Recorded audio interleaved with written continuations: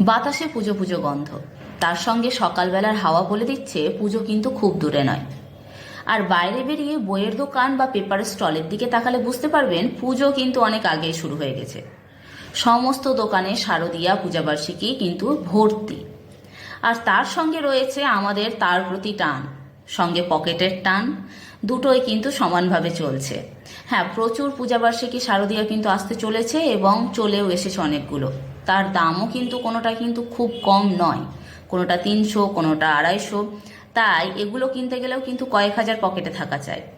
তবে হ্যাঁ, আমি কিন্তু এক্ষেত্রে একটু অন্য দিকে চলি। কীরকম? যারা অপেক্ষা করতে পারছেন না তারা তো কিনে নিচ্ছেন, কিন্তু আমি ওই অপেক্ষাটা করব। কিছুদিন অপেক্ষা করি, তাতে যদি দেখি যে কিছুদিন পরে কোনো পুরনো বইয়ের গ্রুপে যদি কিছু কম দামে পূজাবার্ষিকীগুলো দিচ্ছে তাহলে কিনবো। আর না হলে যেটা আমি আর একটা অ্যাপ্লাই করি, সেটা হচ্ছে পুরনো যারা বই খাতা কেনে তাদেরকে একটু খোঁজ করুন। আপনার পাড়ায় দেখবেন এরকম অনেকে আসে যারা হয়তো পুরনো বই খাতা কেনে। তাদের কাছে কিন্তু অনেকেই বিক্রি করে দেয় এই পূজাবার্ষিকীগুলো। যারা হয়তো বাড়িতে জমিয়ে রাখতে পছন্দ করছে না, তারা বিক্রি করে দিচ্ছে পুরনোগুলোকে। আমি সেই পুরনোগুলোই কিনে নিতে পছন্দ করি এবং এইভাবেই কিন্তু আমি অনেক পূজাবার্ষিকী জমিয়েছি। তবে পূজাবার্ষিকীগুলো আমার খুব ভালো লাগে এই কারণে যে সেখানে যে উপন্যাসগুলো থাকে, পরবর্তীতে দেখা যায় ওই সমস্ত উপন্যাসগুলোই এক একটা 250 থেকে 300 টাকায় বিক্রি হচ্ছে বই হিসেবে।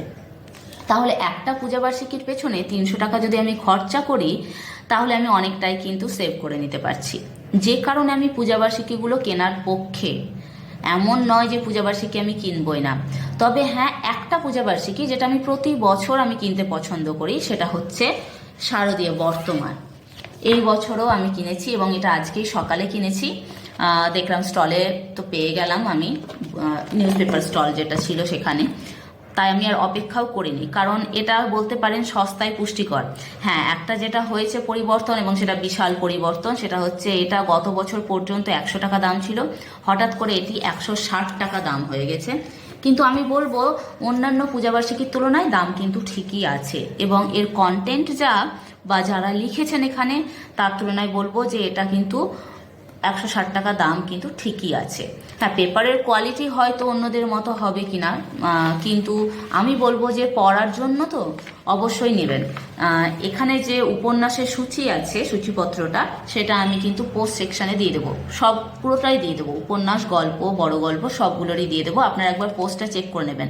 তবুও আমি একটু কিছুটা বলে দিই। এখানে কিন্তু অভিরূপ সরকার, লীনা গঙ্গোপাধ্যায়, হিমাদ্রি কিশোর দাশগুপ্ত, এইরকম লেখকরা লিখেছেন। তাছাড়াও স্বপ্নময় চক্রবর্তীর গল্পও আছে।